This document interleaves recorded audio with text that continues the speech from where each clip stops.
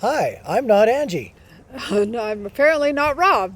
And together we are TwinFinity. we are TwinFinity, so we're not TwinFinity? She didn't know I was going to do that. No, I didn't, but I like it. I like it. And of course I did that partially because we can't see ourselves in our screen. We're in the bright outside sunshine and everything's kind of whited out. So we've squinted and made sure that we're somewhat centered in our screen. And we know that there's our heart behind us. It's actually not a heart. It's a twin flame. Look closer. Yeah. It's a twin flame. I'm actually going to take a picture of this because it looks ridiculous. Nobody knows what's happening on the outside of this. Yeah. But the computer's at a complete angle, tipped backwards, and I am holding it up by a puzzle that's underneath of it, and the puzzle is at a weird angle laying on my knee. And she's going to have to stay there this whole bit, and we're both sitting on sort of like paving stone kind of rocks. That are decorative at the bottom of our tree that you can't see. And I think we're probably going to have decorative lines on our sit spots here for the rest of the evening when we're done. So the fun things we do for you for videos, this all was so we could get this flame in here. I actually bought this flame because I love these weird little lights. I've got 2 hearts, an angel, rainbow, a unicorn, a rainbow. And so I said to Rob when I saw this flame on it, was I think I paid $3, but it's not even about the money. It's about more stuff, right? I said to Rob, I have to have it though, because we can put it in a video.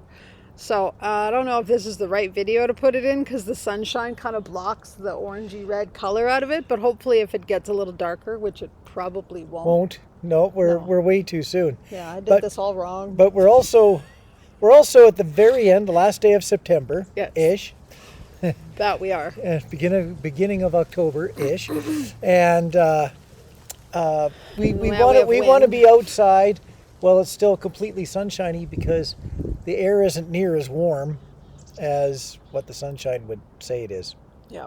It's low 50s, in fact probably high 40s in the Fahrenheit scale as we're sitting here right now. And what is that in the Celsius for our Canadian and Celsius people? Roughly 10 to 12. Oh, okay. Yeah, and it's a little breezy, hence why I've got a hoodie on. I'm going to be pulling hair out of my face all night with the wind, unless it decides to be nice and calm down. So we'll have to show the flame thing again in another video, because it's not... I feel a little sad that my whole idea is not working, but we'll have to do another nighttime video with our flashlights. Yeah. Oh, there we go. Yeah, flashlights again. We did that a couple of years, 3 years ago. Yeah. Probably 4 years ago. Yeah, well, something like that. Yeah. But anyway, welcome back to another question and answer video. We are on schedule this time. We are. We're in the correct month. And maybe next month, maybe we'll not wait till the end of the month. Maybe we'll get back towards the middle of the month again. But we'll have to discuss that. Oh. Because there's already plans for the next video. Oh, there's plans. Not plans that I'm aware of. There are plans you're aware of because you rolled your eyes at me and were you're going to make me do that? Those plans. Those plans, yes. I forgot. There's an event near the end of October that we must comply with once a year. Yes. And it's not Rob's favorite, but he's kind enough to do it every year. Yes. Yes. I think I actually contributed a little bit of idea to Yes, this. you did. Yes, you did. Yeah. Oh, computer sliding. Sorry if we move around or if our computer moves around. Sorry. Now, before you go into our little story, on the note of sorry and Rob being a wonderful person, I have already apologized privately to him, but I wanted to publicly apologize because I was not very nice to you in our last video. In fact, I was hoping he'd wear his hat this time so he could tell the story of his hat, because in our last video, he was going to tell a story, and I was like, nobody cares. And I didn't mean to be snarky. That was not my intention. But I get stressed sometimes because we can just talk and talk and talk and not even get to questions. And I was like, chop, chop, let's get to the questions. So, yeah, she was trying to move me on, and I was trying to stay there. And I wasn't very nice. So I just wanted to publicly apologize to Rob in front of everybody that I'm sorry that was mean of me. Nobody cares. I didn't mean it that way.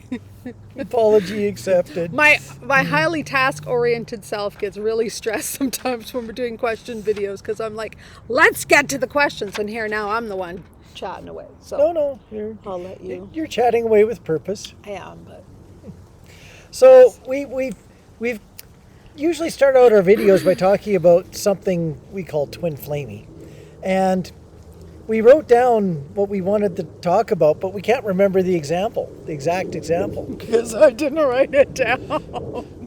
We have similar dream theme, and we had that. We talked about this at length. What was it, about 3 weeks ago? Yeah, about because that. we both dreamed about basically the same thing. It was like, you had that dream. I kind of had a dream all about the same thing. We just can't remember what that thing is now that we're 3 weeks in the future. We got it written down here. Similar dream theme back on September 7th. But we can't remember the theme. It's common apparently for twin flames to have that, either have similar dreams or be in the same dream. We've never had that, where we were actually in the same dream. That would be wild. Love to have that.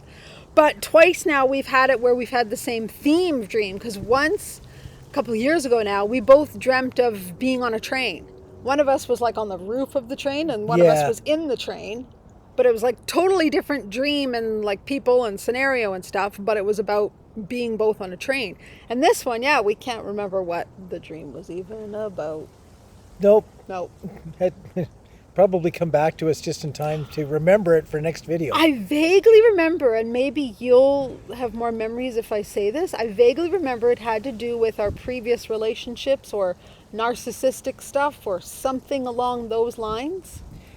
Did we both have our exes in a Maybe. Yeah. Maybe. Yeah. Yeah. At the same time, my ex was in my dream and your ex was in your dream. Something like that. Yeah. And something around narcissism or healing it or...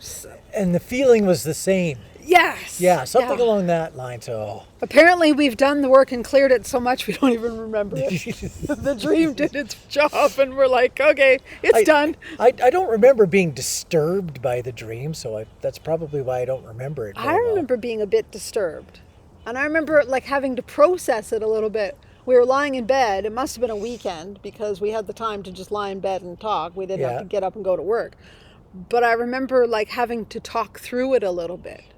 And then you shared, well, I had something like that too. So whatever it was, we don't know. But it was cool. Twice now we've had like the same theme of a dream, which is neat. Yeah, I see. You get kind of a little bit used to it. You never take it for granted, but you get used to these hard to mathematically, if you want to use a three-dimensional aspect, hard to mathematically conceive coincidences that happen. Yep. They just do. Yep. They just do. By the way, I was just looking, I can sort of see now, the sun has moved a little bit that I can see. You're wearing red and I'm wearing pink, and then we have our flames. So together we make like fire. Yeah, it would fire. have been better if one of us was in orange and one of us was red, but I don't have any orange. I have orange. I know, but I don't really have red either. Your poor knee is not going to make it through the whole video. My other foot's already numb. I've barely begun and I'm numb, so I'm in a bit of trouble.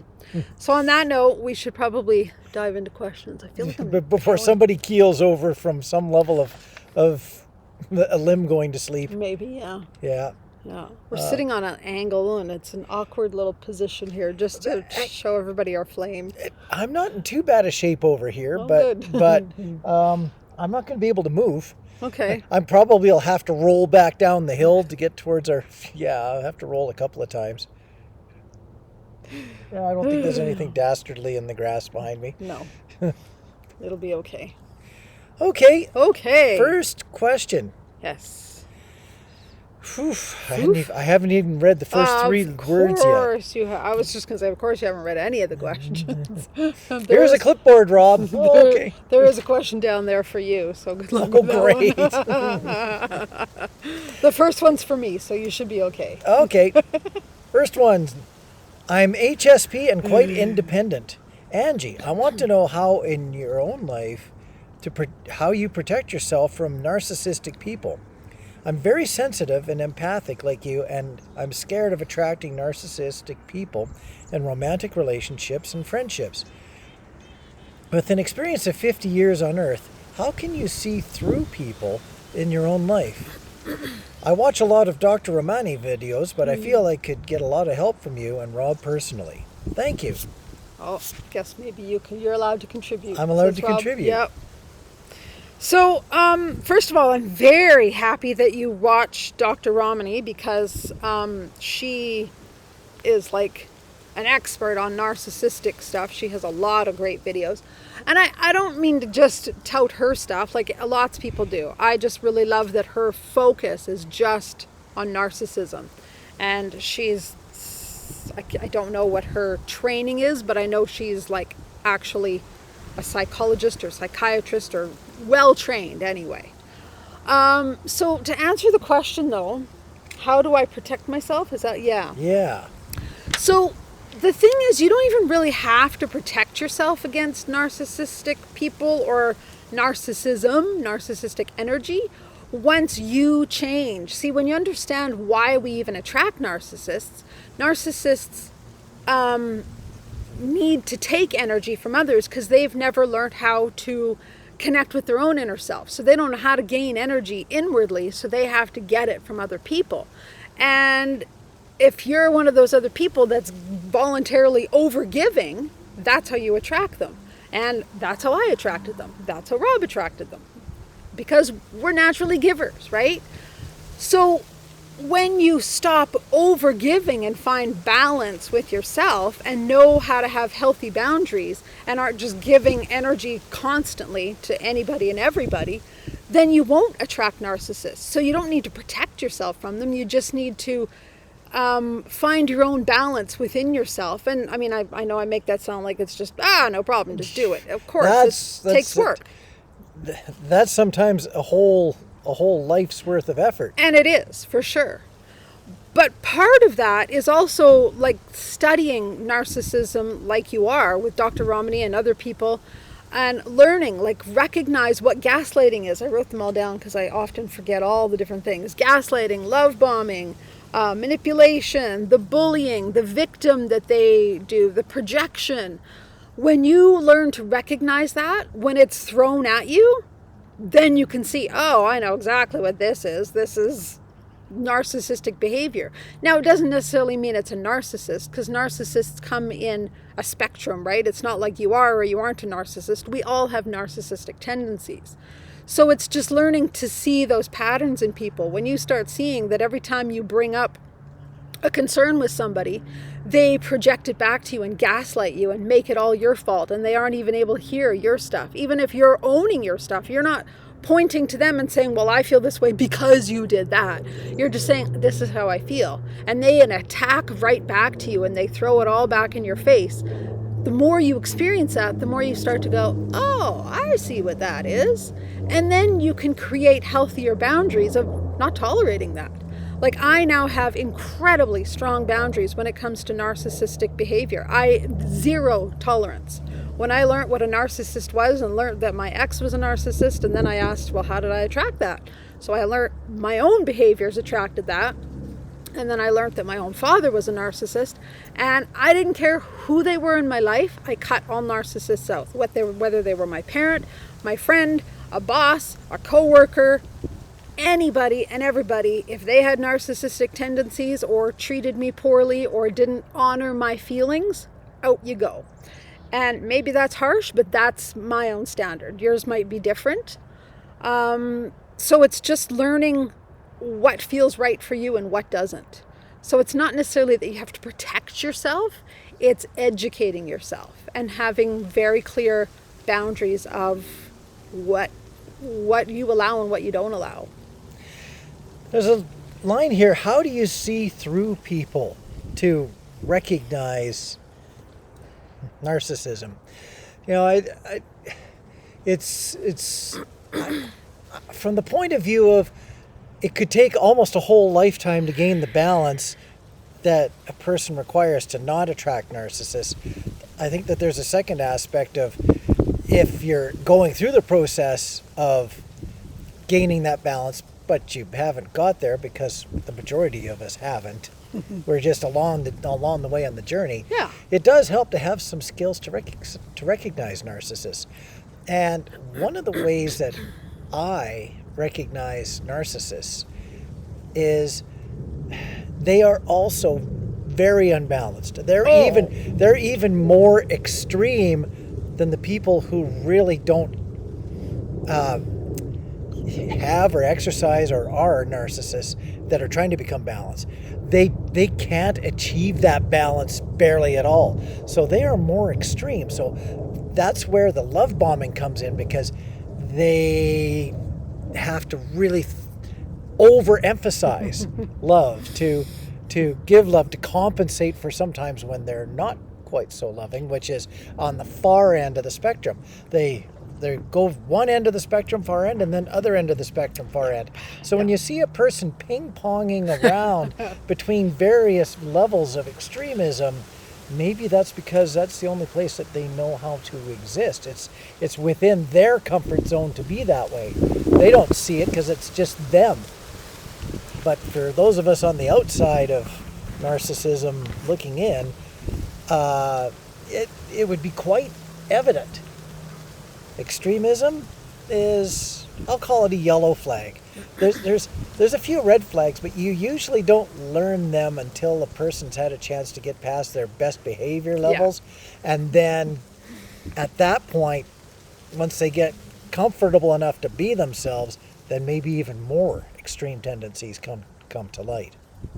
Yes, all very good points. And to add to that, or not even add, but just to say it in different words, what I find helpful is to watch for patterns. And sometimes it takes a while to see the patterns, because when something happens once, you just go, oh, well, they did this because of that situation, or they had this other thing going on in their life. We often, because we're kind, we're empathetic, we justify people's behavior. Yeah. We want to see the best in them. So we justify, well, they just treated me that way because they had a bad day at work or something happened to them, right? But when you find it happening over and over and you start to see patterns, that's when you can go, oh, I see now. And so when you catch yourself justifying their behavior over and over, that's kind of a red flag. And when you start to see that even though nothing bad did happen to them this time, they didn't have a bad day or nothing went wrong, and still they treated you poorly, now you can start to see, wait a second, this is a pattern. I can't justify this anymore. This is just who they are. So sometimes it takes a while. And I guess that's where also I want to say, to add to Rob's thing, is don't beat yourself up. I've actually had a 6-year friendship with somebody that I was friends with before I even knew what a narcissist was. And it's taken me this long to recognize the patterns of narcissistic behavior in that friendship, to the point I was just like, okay, I'm done. Like, now I see the patterns. It took me 6 years. And it was just recently that I saw the patterns. I mean, I've been seeing them for a while, but I've been justifying for a while. So again, when you catch yourself justifying somebody's behavior, that's a red flag right there. The justification often becomes very important to a person, because with narcissism, it's quite often that there's lots of really good that a person would want, like the good times, and then there's the really not so good. Yeah. That comes along, and so you try to, in an attempt to keep the good in your life, you try to justify that occasionally things aren't so good. But when you get into that justification process, sometimes you need to just subtract off the good and see why you are justifying something that you wouldn't normally be comfortable with. Yeah. Most of the time when you're justifying something, you're not comfortable doing it, but you don't know why. Sometimes it's better to try to understand the why. Oh, because there's lots of good and lots of bad. Oh, there's those extremes again. Yeah. There's those extremes. And that's another thing you'll find being in a narcissistic sort of dynamic, is that it is extreme. There's never just any peace and stability. It's either super high or super low. It's either really good and you're like, oh my God, this is the most amazing person ever, and you're just having great fun and laughing and lots of energy, or it's like really low and you're like the scapegoat to everything that's gone wrong with them, or they attack you or whatever. But when you've had something like this, like a more balanced relationship, it's hard to know what the extremes are. You don't really recognize them until you're out of it. So maybe even look at some of your relationships that you've had, maybe a friendship that you've had for a very long time, where it's healthy, it's balanced, you're able to tell them anything, they don't judge you, you're able to express your feelings, they don't throw it back at you and tell you you're wrong or you're not allowed to have those feelings, those kinds of things. And then reflect it to another relationship that you might think, is this a narcissist or is this narcissistic energy? And see the contrast in it, and see where, you know, there might be more extremes of up and down versus stability, and that might help as well. So it's not a one size fits all. It's not an easy thing at first to recognize narcissists, especially because most of us who attract them have grown up with them. We know the pattern so well that we don't recognize it as anything wrong. So we draw them to us, but we draw them to us for our own learning. So again, don't beat yourself up if you do attract a narcissist. It's part of your experience, and see it as a gift, because really it is. I know it doesn't feel like it, but there's a lot of blessings in it for us to learn and grow through. I have a comment, and it's not to contradict Angie. I think it's to just maybe explain it a little bit differently. It's about the extreme highs and extreme lows and how there's very seldomly any middle ground. It's been my experience that the stronger the narcissist, the quicker the transition from extreme highs to extreme lows and vice versa. Where if you've got a gentle or a gentle moderate narcissist, there can be, in the transition back and forth, there can be a few hours or a couple of days of middle ground. But typically, whether it's something sloshing in a bathtub really quickly or something sloshing in an ocean really slowly, that back and forth still exists. And it's just the middle ground oftentimes is far too short to put up with everything else. That's a good point. Again, I had like an extreme narcissist. Rob had a light moderate. A gentle kind of narcissist. So we've had a little bit different experiences, and that's a great point. That, you know, it depends how strong on the scale of narcissism they are as to what the energy is. And that's why if they're only tiny to moderate, it might be harder to recognize. And that's why, again, don't beat yourself up, because it's part of the growth. It's part of the learning. How many narcissists does it take to change a light bulb? You've told me this and I already forget the answer. I think I said none because they wouldn't want anybody else to help them. They'd want to do it themselves because they know it all. That could be an answer. What's the answer? The answer I have is none. They all use gas lights. Oh, right. Yes. Bum. All right, on to the next question after that. I just knew that was going to be the end of that question. I waited till you sounded like you were done. Well done. Great question, though. Yeah. And I'm sorry if I'm pulling hair out of my face. It's windy. You know, and I can't even see it in there. It's just I keep trying to like look in there, but it's like I gotta just feel it.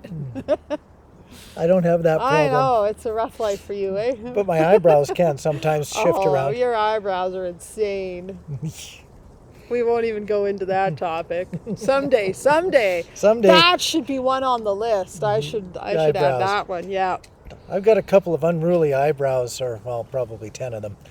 She wants to pull them out. Always did from the very first day I met you. Wanted to yank them out because they're like standing up like this, like antennae, and they're like really long. They're up on his forehead. It's ridiculous. I'd like to just tack them up there with wax. Like, you know, people wax their mustaches. I'd like to wax my eyebrows. Sorry, world. We're off topic. Off topic. Oh! Next question. Okay. My TF and I have been in separation since October. Okay. Well, that'd be last year. That'd be last year. Our questions are not that far behind, just so we're clear. Yeah. I was the reading narcissist stuff was only like 2 videos ago that Yeah. people are asking those from. So, yeah, we're not that far behind. I was thinking, we're not a whole year behind. No, we're not. I'll start this all over again. It still doesn't help me with the second sentence. My TF and I have been in separation since October.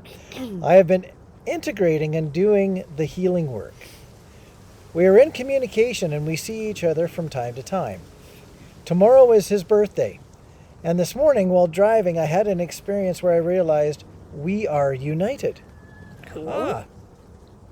I feel a lot of butterflies in my chest and stomach. We are making plans to meet for his birthday dinner this weekend, and I'm wondering, is this a sign of reunion? Mind you, he has stated he doesn't want a relationship, but we have managed to stay in constant contact. P.S. He has also made a video that stated he will be having a rebirth on his birthday.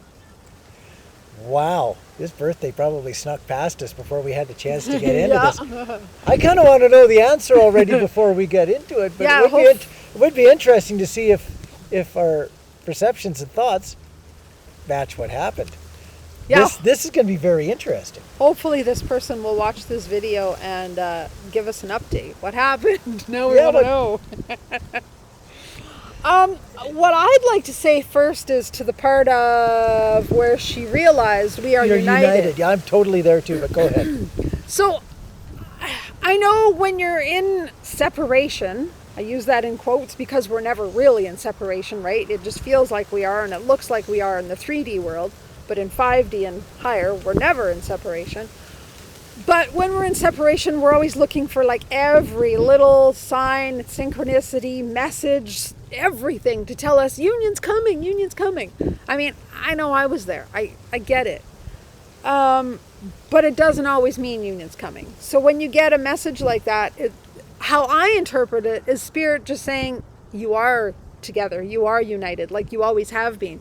And just because it doesn't look that way in your 3D perspective right now, it doesn't mean that you're not united. So I take it as more of a, not that physical union is necessarily like right around the corner, but to remind you that you're always united. So come to your union, come to your connection with this other person with that in mind, so that you can draw union closer, because what's in 5D eventually comes to 3D. We have to ground it in though, right? So if you're always believing, oh, it's never going to happen and we're never going to get there, well, then you're just throwing that further out into the ethers, and the ethers go, okay, well, that's what you say, that's how it's going to be. So I kind of more take it as the universe inviting you to change your perspective so that you can create it and bring it to you. My perspective was a little bit different. I'm not surprised. We're always very different. That's why we do our videos together, so you people get the two sides of the perspective. As a person that all of a sudden has just had aha moments in my spiritual growth where it just hits me and I just know it's part of my reality and understanding, and I've connected some dots somewhere, even if I don't quite understand the exact dots, but I understand the concept. I think that this person actually had one of those 5D epiphanies where they understand that if they were less united before, that something has changed and they've just realized it. Oh, we are united, as opposed to being part of sharing a close bit of the collective, a true united bit. So this, the way that I read it, is no matter what happens from this point on, there is an understanding that is likely not to be shaken to the point of being abandoned, because it's a realization of a truth as opposed to a wanting of a truth. Interesting. I like that perspective. So, and yet, and especially since he has also stated that he'll be having a rebirth on his birthday. You know, when someone else around you, especially your twin, is having their own realizations, and they're also in contact with you, even though they might not intend it to be something that is maybe directly between the two of you, it's often a validation of the similarities or parallelness of the path. And if they're willing to share that with, let's say, others and even yourself, that's as much as there might not be inviting relationship, they are at least acknowledging that they understand the perspectives. Maybe not exactly your perspective, but they understand that the perspectives exist. So that feeling, I'm not surprised that the person who wrote the question had that feeling, especially when their twin is also shifting. Very good points. The only little piece I would like to add is the question basically is this a sign of reunion? So her feeling like we are united and him saying he's having a rebirth on his birthday. I believe it's a sign of reunion of this moment. Is it a sign of reunion that's going to last? Maybe or maybe not. But I believe it's the universe saying, yes, here's an opportunity to have reunion, whether for a few moments, a few months, or forever. It just depends. So I guess what I'm saying is, if now that, enough time's passed, and we'd love for you to update us, if you haven't had a continuous reunion and you've fallen back out, or it hasn't gone the way you expected it to go and it's not the reunion you were hoping for, don't give up and think, okay, those weren't signs. They were signs, but they weren't maybe the signs that you were looking for as the almighty signs, right? Sometimes the signs are the signs, but we interpret them differently. I don't know if I made sense with that. You did. Okay. You did. Okay, good. I've got a little bit of an analogy to work with on this. You haven't given us an analogy in a while. I love it. Yeah. Sometimes these relationships are like a diamond. They go up, they bend the corner, and then they come back together. So a diamond shape. And as you're working towards separation, you're going apart. But as soon as something happens to bring you back together, you might tip around the corners, but you're not back together yet. You've got to do the continuous work to draw yourself back together. And a lot of people expect it to go out and then crash right back together on a level. That's very, very difficult to achieve. So is it a sign of reunion? I like to throw a word in there that's not quite as encouraging as I wish it would be, but it's eventual reunion. Yeah. Is yeah. it? But Yeah. you got to wait for it to turn its corner and work its way back, because when people rush things, it becomes a very rocky road to draw it back together to where it was before any forms of separation happened. So it's a process, and it requires that almighty patience. I just so much to say, and all of a sudden I can't. You had me completely all good until you said patience, and I was like, wow, we haven't had a Rob analogy for a while, and we haven't had Rob patience in a while. I don't think you've used the word patience in quite a while. That's pretty good. We'd have to go back. I think it's only been a couple of videos. Okay. But your analogy, that's profound. I have said this before. I don't know if I've said this on camera, but I want to write a book of just Rob's analogies. Just rewatch all of our videos, take his analogies, and each page will be an analogy. Because you have so many brilliant analogies, and this one was like profound. I love that. You're going away, but then you're coming together, and then you think you're together, but you still got to do the work to get to the full together. Wow! What a great visual. For somebody like me who's hugely visual, I hope you're as blown away as I am. I'm blown away, and not just because of the wind. Yeah. That was very, very, very well said. Thank you. It just, these analogies just come to me. It's. Some would say it would be part of my gifts, but I'm very humble about that. He is. He's always like, oh, it's just a lucky guess. I'm like, no, it was your claircognizance. You just know things. Yeah. No, that's I'm speechless over that one. That was very, very good. Now we're going to shift gears on this next question. It's actually, I don't really know where the question is, so we'll try and answer it best we can. Oh dear. Yeah. I just did a little reading. I'm not really, I think it's more just comments that they want us to comment on. Okay, I'm going to wish us luck before we start into this one. Please do. Okay. Tap into your analogies real good, please. I have to understand what I'm tapping into first. Oh, Okay, God. the question is, I have a religion question. Catholic funerals are disturbing.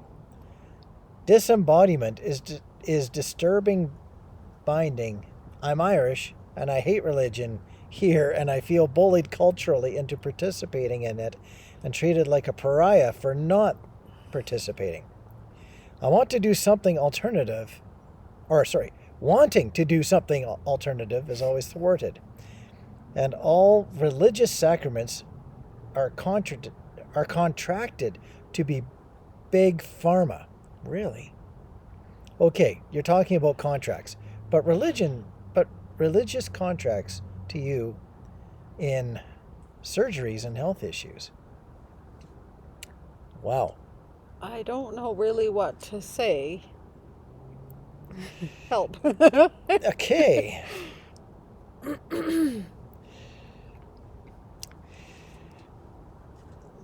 I think that the person asking the question in general already is more comfortable with what they understand than what the bounds of organized religion allows them to be an honest participant in. So when they see what everybody else is doing and accepting out of tradition, and they want to try to throw a different light on it, they keep on running face first into the, no, it is this way. It's worked for us for a long time. We don't need to change. We don't need any new opinions. Don't muddy the water. Don't ask any questions. Just be quiet and accept what's going on. And the person's left standing there going, but. Yeah. That sometimes happens. And, you know, it's one thing to preach to the converted if you're already talking about something that a bunch of people accept. But it's another thing to come up with alternatives when you kind of know that nobody's wanting to listen. Sometimes it's better to accept that some people need the guidance of rigidity so that they can understand and be comfortable, where other people need to shed rigidity so that they can practice their own thoughts and feelings and be comfortable. Right. And there's very little middle ground between the two of them. Unless, of course, you've got two open-minded people. But when you're dealing with one versus the herd, sometimes when you're in the herd, you know, when in Rome, do as the Romans do.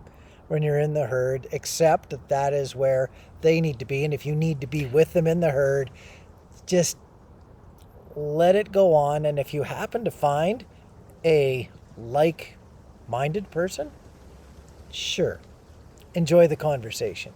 But other than that, some people, it's just too much for them to try to accept multiple points of view without shaking their one and only understood belief system.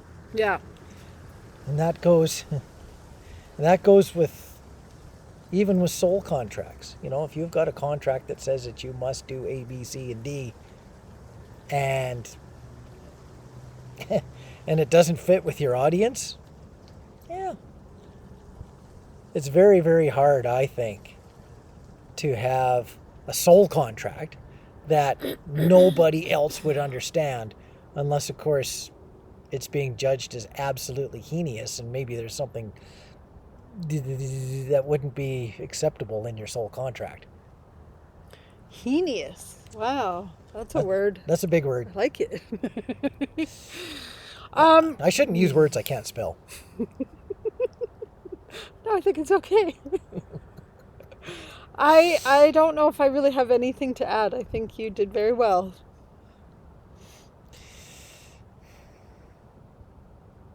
Myself, okay, both of us. We don't go to church for the sake of going to church. We're very much weddings and funerals kind of people. But when I'm, let's say, at a funeral, I will participate in the rituals of that funeral. Out of respect for whoever's Yes. funeral it is and whoever's led it, guided it, created it, whatever the right word is for that. And it's not really about the other people that are there, for they're there for their own reasons. If you're at a funeral, chances are really good that the person who passed away chose that as how they would want the people who were around them to experience the final rites.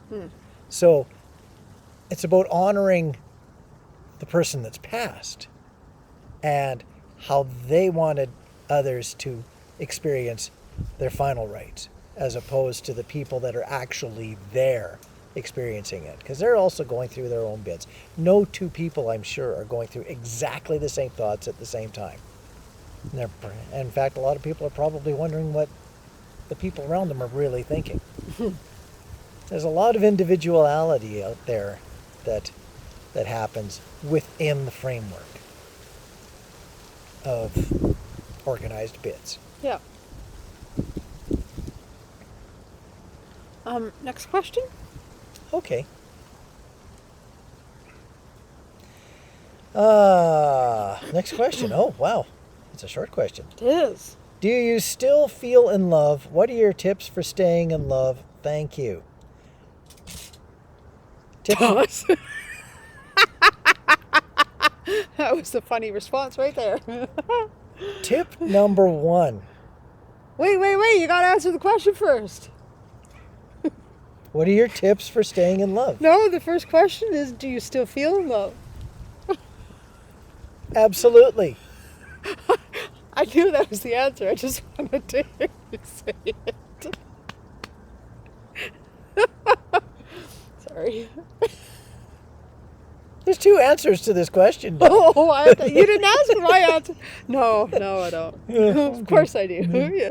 Actually, love changes. I've never understood when people say, I love the person more now than I did when we first got married or when I first met them. I totally get that now. Because love, it's so many different things. And, when you're first together, it's the romantic love, right? And it's like the butterflies and I can't wait to see you again. But after you've been together for a while and things are more normal, like what's the word when you have routine and Yeah. and so you don't have those same butterflies, like you're not waiting so excited for them to come home because you just saw them a few hours ago. It's like it's okay now. So I never used to understand, how can you be more in love with somebody? But I understand it now because you're more in love on the deeper levels, because you've worked through challenges, you've grown in respect for each other, you've learned how to apologize, you've learned how to have patience when the other one annoys you for something. So your love grows in deeper ways than just the romantic love. It's so much more and so much bigger than that. So do I still feel in love? Yes, and I feel more in love now than I did before. Angie used one of my 2 big keywords. Patience? No. Oh, wow! I thought that was the only keyword ever.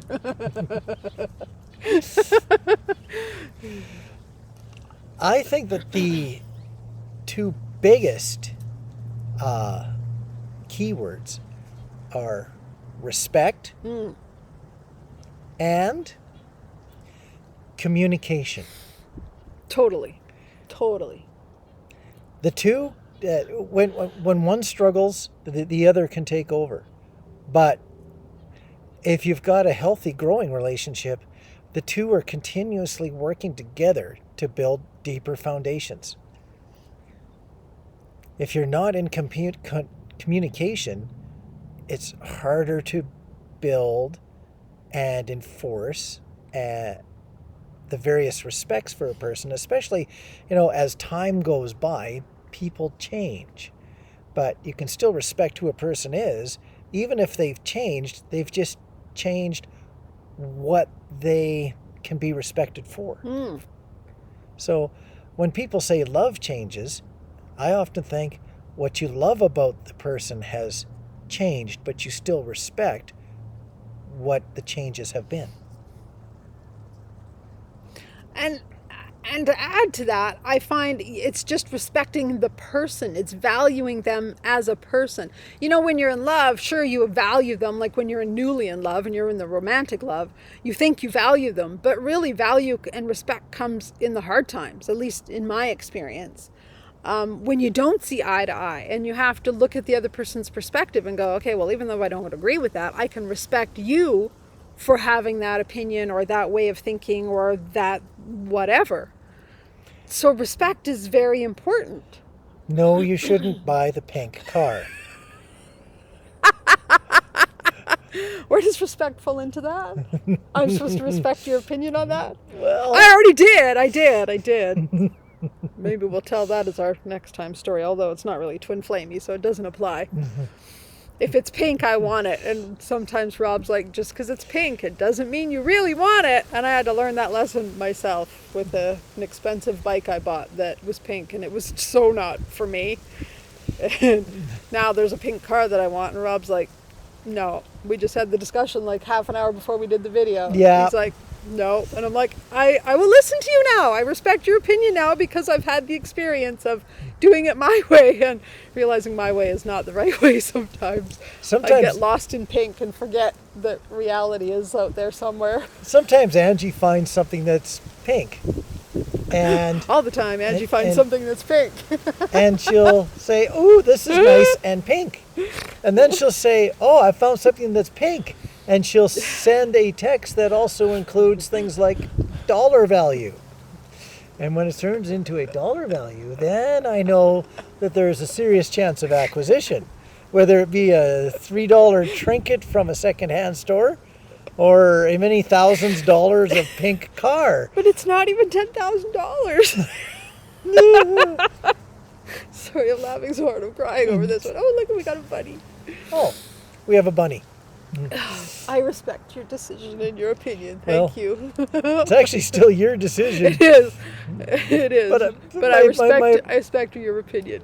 My opinion is at least moderately strong. Don't buy the car just because it's pink. And it's like almost, well, it's 9 years older than my current car. Why would I go back in time? Because it's pink. Because it's pink. Okay, we're just slightly if someone painted a Model T pink, you'd be going, look at that, I want that. Yeah, okay, all right. You're going to make me stop crying now. I've never seen a pink Model T. Please don't tell me if you have one. Don't want to know. What are your tips for staying in love? Okay. Respect and communication and laughter. And laughter. Honestly, though, communication, and we addressed this in a video, I think when we were telling our story videos, and I'll see if I can link it if I find it. What time are we at? Just so I know kind of where to... 48. Okay. I still can't see the screen. I can if I look really closely. I had made a puzzle for Rob long time ago in our olden days, 1997. And it had all these words on it that were important to us. And one of those words was communication. So when we were getting back together and we were getting married, I wanted to frame this puzzle so that it could be at our wedding. And I took it all to the store, all like built, so that I knew what size of frame I wanted. Why I didn't just measure it, I don't know. but I took the full puzzle with me. And I lost a piece of the puzzle. Actually, I lost 2 pieces. And I went back, and it had been like stormy and windy and everything. And I thought, there's no way I'm going to find these pieces because of like the weather. It was rainy and windy. And I found one piece, but the one piece that I lost was the word communication. Every piece had a word on it, and communication was lost. So it was like I took it as a strong message from the universe saying, never lose communication in your marriage, in your life together, because that is the number one thing. And honestly, it's true. If you don't have, I think trust and communication are the 2 things, but how do you build trust is through communication. So communication is everything. Be able to talk, be able to be honest, be able to express yourself, be able to apologize, because you're not always right, even though our ego wants us to think we are. It's not.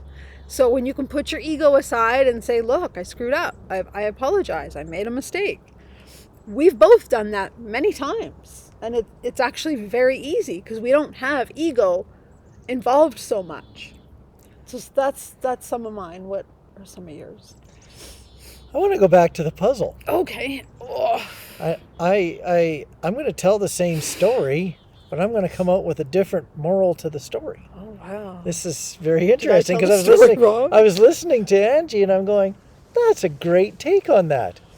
But it's not anywhere near the same as the one that I have. So anyway, Angie she hand created out of cardboard this puzzle for us, and it had all of our keywords that we were enjoying at that time of our life, which was very, very early after we met. And maybe I'll put a picture of the puzzle at the end of the video. So she made this homemade puzzle, and it had about 30 pieces or so. Something like that, yeah. With all of our keywords. So anyway, when she was taking it to the place to find the picture frame, I don't know why she just didn't measure it. That's what I just said. That's right. I don't know why I didn't measure it. A couple, 3 pieces got lost somewhere along the way. I don't remember exactly how many, but I remember her being so distraught. Yeah.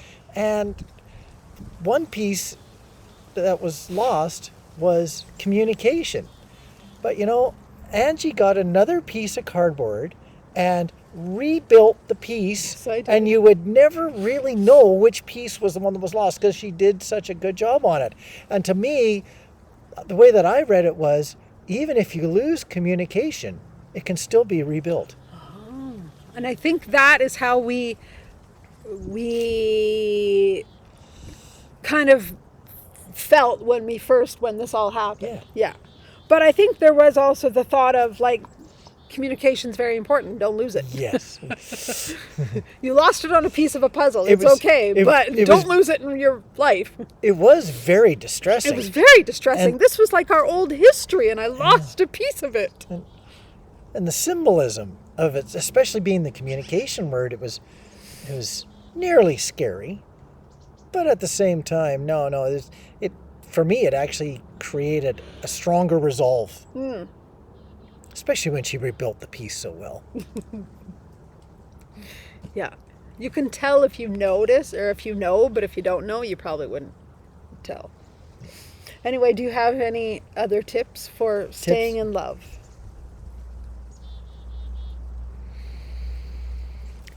Don't hide behind routine. Oh, wow. Routine often is a comfort zone, but we quite often will routinely go out and do exploration drives where we go out and go someplace we haven't been before. We do that out of routine, but the routine is to do something different. That's funny. Very well said. It goes both directions here. Yeah. So just to even do something a little bit different every so often, it keeps the experiences in life fresh. Yeah. Even if it's just a different flavor of popcorn if you sit around watching movies on a Friday night. Which we don't. No. But many people do. That's true. Yep. I talked to a person at work today that they sat down for an evening of movies with their husband, and they tried the first movie for like a half an hour and gave up on it, tried the second movie for a half an hour and gave up on it. It took them till their third movie before they finally found something that they both wanted to watch. I'm very much not that way. When I start into a movie, You're I'm going to say committed. 98% of the time I'm going to get through that movie, because I don't watch enough movies to actually watch any that I don't already think I'm going to be somewhat interested in. But other people watch hundreds of movies a year, which means every so often they're going to find a turkey, one that doesn't work for them. Yeah. Keep trying different movies. Now we're at, oh, it's only 54. Okay. Should we do one more question? It's got that word in it. It does. I'm really excited to answer it. Okay, well then let's do the question. Let's do it. I'm having a question regarding narcissists and empaths. Do narcissists create empaths? Is it possible I was never meant to be an empath, but my time growing up with one turned me into an empath? One meaning a narcissist, I presume. Right. Turned me into an empath. Can I answer while you're thinking? Okay, I was going to answer while you were thinking, but you've already got your answer. Well, if you're ready to answer, you go ahead. I just am excited to answer this, but if you have thoughts, mine are written down so I can. I think that as a person experiences a narcissist, they often look for the paths to being an anti-narcissist, just to try to balance. Anti-narcissist. Anti-narcissist. I love that. Never heard that before. That's a good one. I'm an anti-narcissist. Thank you very much. Okay. To try to balance off what is happening in their lives. And quite often, empaths are highly giving and in touch and intuitive, because that's what empathy is. So if you've already got your boatload of narcissism, it is going to direct you towards something else that you may not realize is actually a strength in your life, which is being an empath. Okay. So the reason I love this question is because it dives deeper into my love of lives and what we choose. So remember that we always choose our experience. We choose our parents. We choose our other connections. So if you've chosen to have a narcissistic parent, then on the flip side, you've chosen, whether consciously or like consciously as in when you were in soul form only, but you've sort of chosen the path to be an empath. So it was not a mistake that you ended up an empath. It's not like, oh, well, gosh, if I had chosen a different father, or if I was given a different father, because some people don't think they've chosen that connection. But if I didn't have this parent, maybe I wouldn't be an empath. I don't see it that way at all. I think you came into this life knowing that being an empath was part of your journey, just like being a twin flame was part of your journey, because it's quite common for empaths and twin flames to be the same being. Most twin flames are empaths. Also, it's not a yes or a no. To me, it's a both. So yes, narcissists often do either create more narcissists, or the flip side is they create empaths. It's just like you can grow up in an alcoholic home and your sibling can grow up in an alcoholic home. You might go, oh my gosh, because I grew up in that, I never want anything to do with alcohol and I'm never drinking. And then your sibling becomes an alcoholic. So you see what I mean? Just because you grow up in it, it doesn't mean you're going to be the opposite. It could mean you're the same. So some people grow up in a narcissistic home with a narcissistic parent and they become the narcissist. Other people become the empath. So it really just depends on the bigger picture of what your soul is here to do. And when we look at it from the bigger picture, remember that narcissists aren't bad. We think they're bad, but they're really just giving us the opportunity to grow. We've come into this life agreeing with them to be the narcissist, to play that role, so we can do the work that we need to do and grow. I'm going to overgeneralize a little bit, but I'm going to say that all of the different personality types are teachers. Absolutely. We're all teachers. So we're all students. Whether you're a narcissist and people are learning from you, what a narcissist is and what some of the positives and negatives are, or whether you're a complete empath and people are learning from you, learning that sometimes empaths are sometimes far too giving and they forget about themselves in many cases. It's all about the experience, the teaching, and the learning. And do narcissists create empaths? Well, I think that if a person has had that broad range of education in their life, maybe it's just a blessing that it did.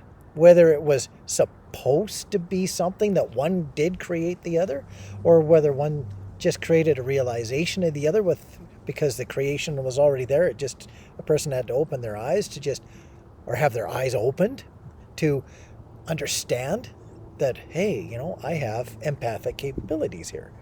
So the whole question to me is, it's a blessing to have that broad range. Whether it was just a realization or whether it was a creation.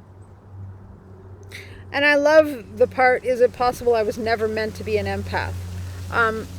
No, I don't see it that way at all. I think if you're an empath, you were meant to be, because you wouldn't come into this life and create something that extreme against your soul's will. That's part of your journey. So it's not an accident, it's not a mistake, it's not, well, if I had different parents, would I be a different person? Well, of course, but you chose those parents to be the person you are, to have the experiences. So I think it's great that you're asking those questions, because they're great questions to get more depth and knowledge on.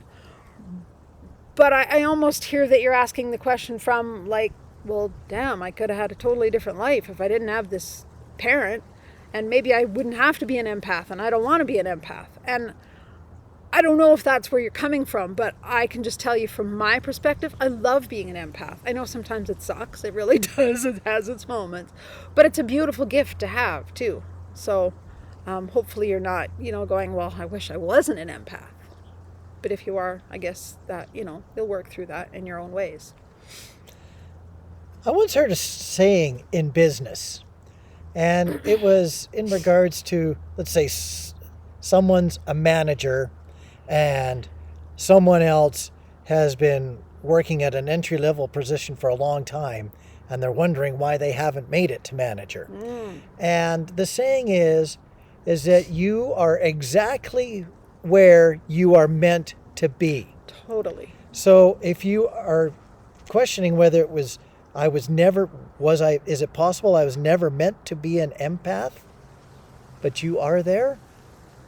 I'm going to just throw it out there that you are where you are meant to be. Yep. There's no mistakes. There's no accidents. Yep. Great question. Really like that. Okay, go ahead.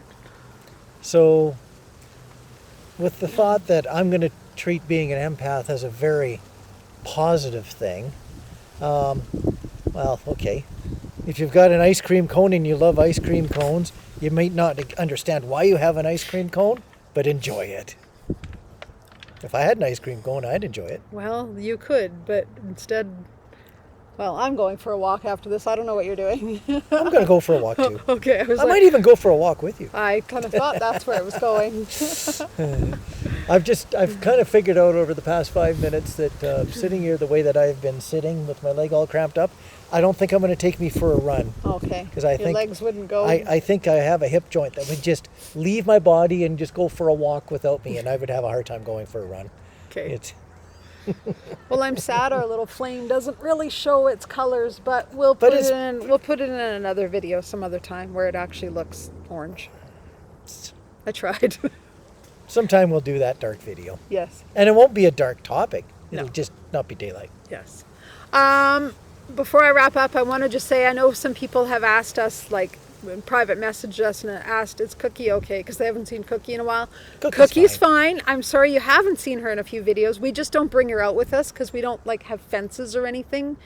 And we have, like, bunnies and deer and coyotes and all sorts of things running through our yards. And we can't manage a video and a dog at the same time. We've done, what, 4, maybe even 5 videos Yeah, in a row? we've done a lot outside. of outside videos We've this had year. a very good outside Yeah. video summer. So Cookie will definitely be in our next video, though. So that's all I will say. Unless we get a really warm October near the end of October No, day. Cookie has to be in it because there's a reason. Oh, yeah, right. It's how we started this video, remember?